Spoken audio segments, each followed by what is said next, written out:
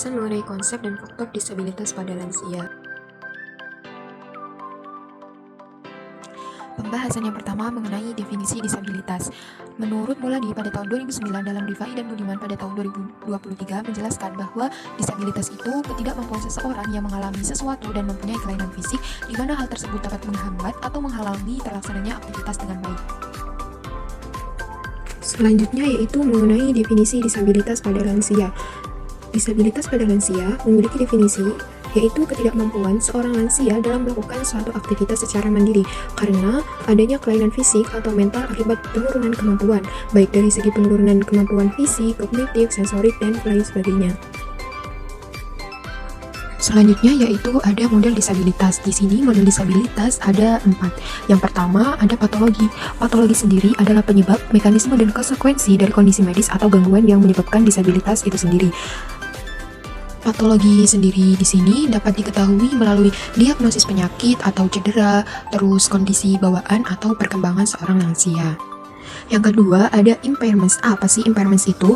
Jadi impairments adalah gangguan, kecacatan, atau kelemahan fungsi fisik, kognitif, atau sensorik seseorang, di mana mengacu pada gangguan penglihatan, pendengaran, kognisi, dan sebagainya yang dapat mempengaruhi aktivitas sehari-hari. Impairment sendiri dapat bersifat sementara atau permanen dan bisa bersifat ringan atau berat.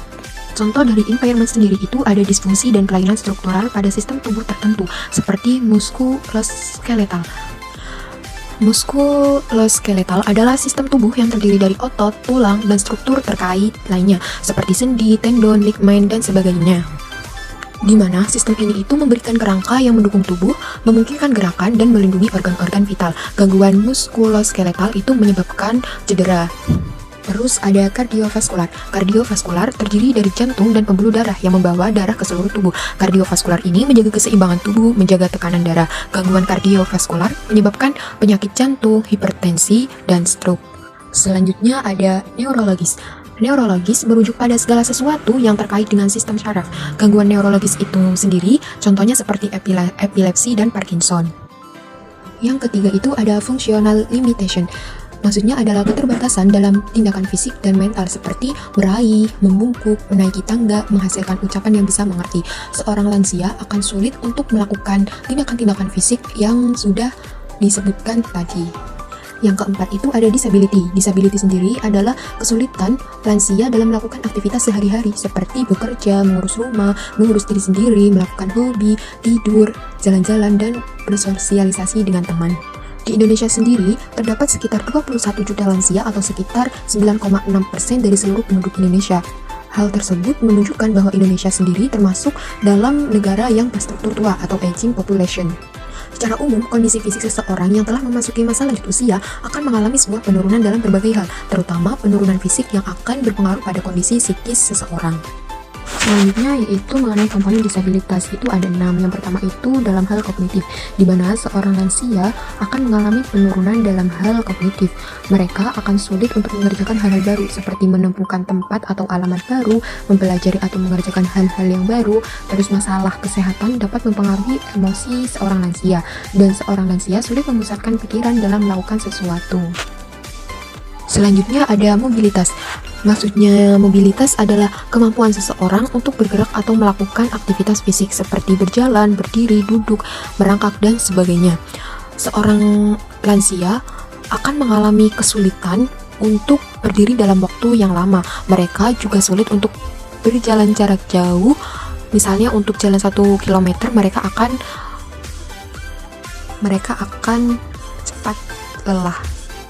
Yang ketiga ada sulit merawat diri. Seorang lansia akan mengalami kesusahan untuk membersihkan tubuh atau mandi dan sulit untuk mengenakan pakaian sendiri. Mereka akan meminta bantuan orang lain untuk melakukan hal-hal tersebut.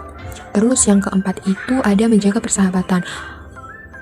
Orang yang sudah lanjut usia cenderung akan sulit untuk berinteraksi dengan orang lain yang belum dikenal sebelumnya, dan mereka itu sulit untuk memelihara persahabatan dengan teman yang sudah dikenal sebelumnya. Selanjutnya ada kegiatan sehari-hari. Mereka akan sulit melakukan kegiatan rumah tangga yang menjadi tanggung jawabnya, sulit untuk mengerjakan kegiatan sehari-hari. Yang terakhir itu ada partisipasi. Mereka akan mengalami kesulitan ketika berperan dalam kegiatan sosial seperti arisan dan pengajian. Selanjutnya yaitu faktor-faktor penyebab disabilitas pada lansia. Yang pertama itu gangguan psikologis. Gangguan psikologis ini di sini contohnya seperti kecemasan dan depresi, di mana dapat dipicu oleh ketidakamanan finansial, masalah kesehatan, demensia, kehilangan kebebasan, perubahan peran, kesedihan, kehilangan seseorang, dan kehilangan penglihatan. Selanjutnya yaitu ada gangguan neurologis, di mana yang umumnya terjadi pada lansia itu ada demensia atau penurunan daya ingat yang dapat mempengaruhi indikator DALY atau Disability Adjusted Life Years, yaitu ketidakmampuan lansia dalam melakukan aktivitas sehari-hari. Dampak dari demensia sendiri pada lansia yaitu kesulitan dalam mengingat, bereaksi, membuat rencana, dan melakukan perawatan diri. Selain itu, lansia yang mengalami demensia sangat bergantung dan menambah beban ekonomi karena mereka memerlukan perawatan jangka panjang. Ciri khas pada lansia yang mengalami demensia adalah kehilangan ingatan kronis yang membuat mereka bingung untuk melakukan sesuatu. Selanjutnya yaitu cedera. Biasanya seorang lansia akan mengalami cedera fraktur atau patah tulang, di mana hal tersebut dapat mengganggu fungsi kerangka dalam menopang tubuh dan menyebabkan disabilitas. Nah, fraktur diartikan sebagai suatu kondisi medis di mana terputusnya kontinuitas tulang akibat tekanan yang berlebihan, terjatuh, kecelakaan lalu lintas. Biasanya cedera fraktur yang sering terjadi pada lansia yaitu fraktur trunkus inferior. Biasanya terjadi pada bagian pinggul, panggul, vertebrata bagian bawah, dan pergelangan kaki. Nah, cedera fraktur sendiri ini biasanya disebabkan karena penurunan fisiologis pada berbagai organ. Salah satunya itu sistem muskuloskeletal, yaitu penurunan massa otot dan penurunan kepadatan dan kualitas tulang sehingga menyebabkan seorang lansia itu mengalami osteoporosis. Selanjutnya bisa dilihat dari status gizi. Penyandang disabilitas lanjut usia biasanya dibagi menjadi dua kategori berdasarkan status gizinya, yaitu kategori tinggi dan kategori rendah. Biasanya status gizi dengan kategori tinggi dialami oleh lansia dengan status gizi kurus, dan kategori rendah biasanya dialami oleh lansia yang mengalami kelebihan berat badan seiring bertambahnya usia. Oleh karena itu sangat penting bagi lansia untuk menjaga pola makan dan kesehatannya. Selanjutnya ada dari kondisi lingkungan.